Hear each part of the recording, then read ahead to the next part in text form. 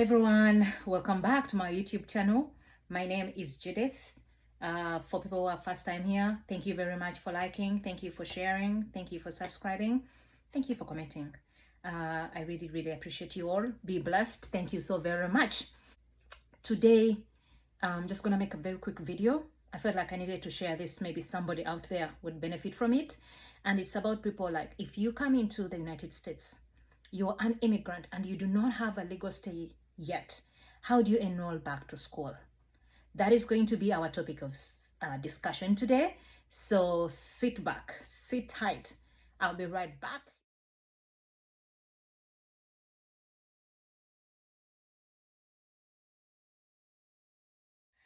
Okay, welcome back. Just like I said, today we are going to be talking about how to enroll back to school without legal stay.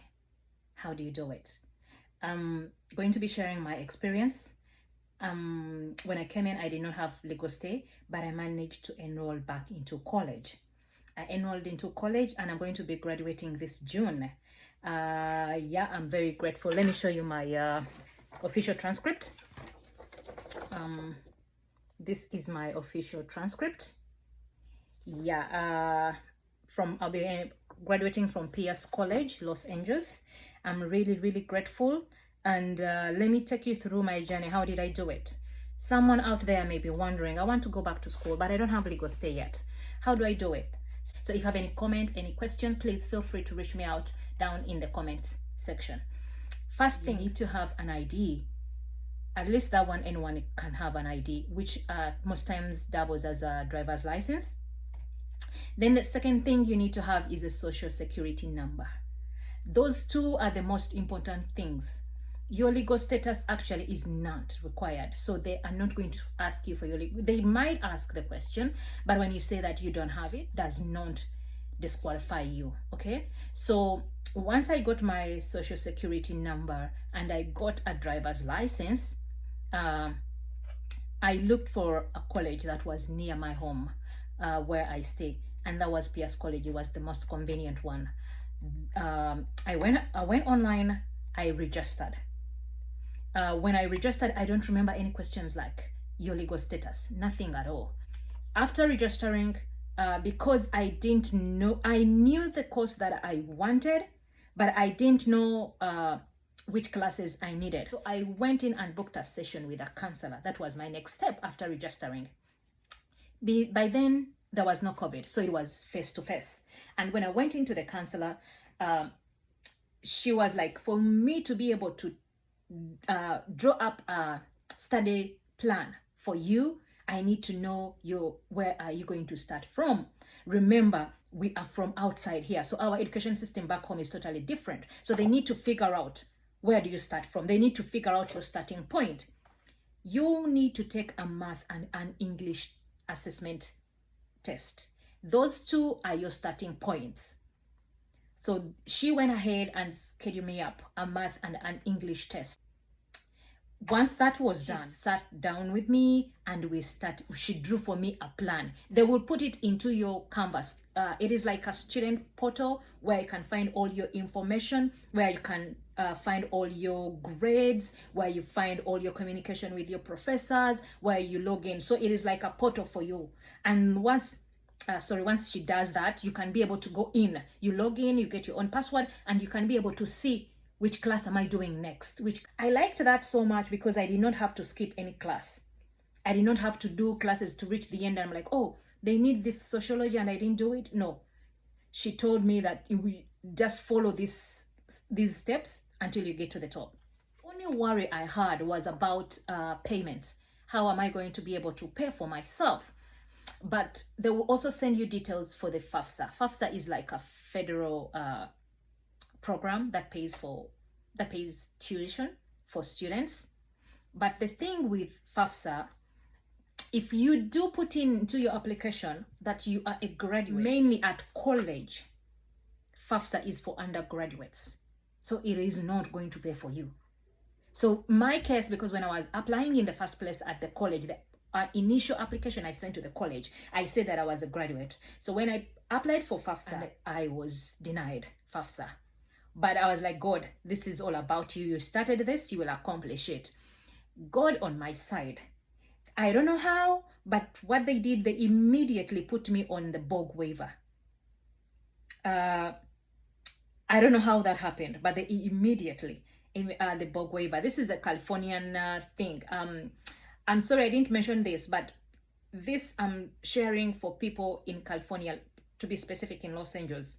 If you're in another state, there could be different rules and regulations that you need to check out first. But for people in California, this is what I did and this is what I know. Anyway, fast forward, I was put on the BOG waiver. I remember the first semester I had paid for myself. But once I was put on the BOG waiver, they refunded back my money. The only thing you need to do to maintain your status, to maintain your spot on the BOG waiver, you need to have good grades. Because every semester they do an assessment on how you're progressing. If your grades are not good, you're going to lose your spot. So I had to make sure I maintain my status. I maintain my grades as good as good. As good as good. Anyways, FAFSA was denied. I did not get FAFSA, but I got on the BOG waiver. I'm very grateful. I did not get to pay any single coin throughout my 2 years of study at college. And in all this, let me still remind you that I did not have legal status yet. I did not. So it is not about your legal status. And besides that, there is a lot of how can I say, programs out there that are intended to help students that are trying to pursue their education. There was, I remember, the Black Umoja for Black students. There was another program that you would go in, you register, you try your luck, they buy for you textbooks. There are lots and lots of programs out there. But you can only get to know them when you are in the system. You cannot know them from outside because it is information that is given to students. So don't sit there and say it is very expensive to buy textbooks. Yes, the textbooks are very expensive. I can surely say they are, and every professor needs you to have a textbook but there are programs out there that can assist you with textbook buying. They'll give you a card that you can use in the college stores to buy like books, pens, whatever you need, those programs are there. So that is all I did. And I started classes and I went on and on and on until I finished. Now, here are the few things that I want to caution you about if you're planning to get back to school. Number one, always try to get information from the rightful sources. The problem with us, we get information from people who do not know. We do not want to read, but when you go to the college website, read about the website. What do they say? People will tell you, oh, it is very expensive. You can't do it. You can't go back to school. They haven't been there. They don't know. So try to get information from the rightful sources. Number two, go just because now it's COVID, but there are virtual appointments that you can do. These counselors are free of charge and they're not going to ask you for your status. No, they're not even going to call police on you. They are there to support you because they want you to be a better person. Number three, don't wait for your legal status to get back to school, guys. Do not waste time. Trust me, when your legal status comes, you're going to be thinking of other things and school will be the last thing. But when you have already started on it, you will be ready to enroll into greater things because now you'll have status, you have more opportunities that you can grab because of the status you have gotten, So don't wait to say, oh, I need to have status. No, it is not a requirement. I repeat, a status, it is not a requirement, at least in California. I don't know about other states, but in California, I did it and I did not have status. The other misinformation that people always have, I hear people saying that I can do prerequisites in 1 year. Let me correct you. If you're going to do nursing, be a bachelor's in nursing, and you're totally coming from a different background. Maybe if you have an LVN, that would be a different story. But if you're somebody like me, like my case, I have a bachelor's degree from Uganda, Makerere University, bachelor's tourism management. So you can imagine, from tourism to being a nurse. Indeed, America is the land of opportunities. But when I came here and I'm like, I need to be a nurse, somebody who is like me, that back home you have a degree but you did totally something different, and now when you come here you want to be a nurse, I'm telling you, you cannot do prerequisites in a year. It is not that you're very smart, it is not that you're very wise, no, it is how the system was built. You cannot beat the system, you know, because even for you to do the 4 major classes that they need, you need other starting classes, you need the ground, like the groundbreaking classes for you. So you cannot do prerequisites in 1 year. That's why they say college is 2 years. These people say these things, they set them up knowing. So I always hear people say, me, I will do prerequisites in 1 year. I just look on and I'm like, yeah, okay. Don't think for us who did it 2 years we were dumb or what. No, it is the system. So when you say you're going back to school, just make sure put it aside that you have 2 years. But it is doable. I did it in 2 years, and I was a full-time, I was working full-time. But for my case, how was I doing it full-time? I did not take any breaks. I was doing all semesters. I was doing summer, I was doing fall, I was doing winter, and I was doing spring. I did not have any breaks at all. That's how I managed to beat it in 2 years. And I didn't, unless if you tell me you're coming to college just to do prerequisites and you don't want to graduate. Those are two different things. I might be back in another video if people are interested to know the difference between doing prerequisites and graduating from college. Those are totally two different things. If you're telling me I'm coming in to do only the prerequisites, but even then, it might be more than a year. At least you can do 1 year and a half. If you're just doing prerequisites and you're just jumping in, it's still not gonna be a year. The other thing maybe I would like to advise you, when you're in class, please respect those professors, because you're going to need them at the end. You will need them to sign for your recommendation letters.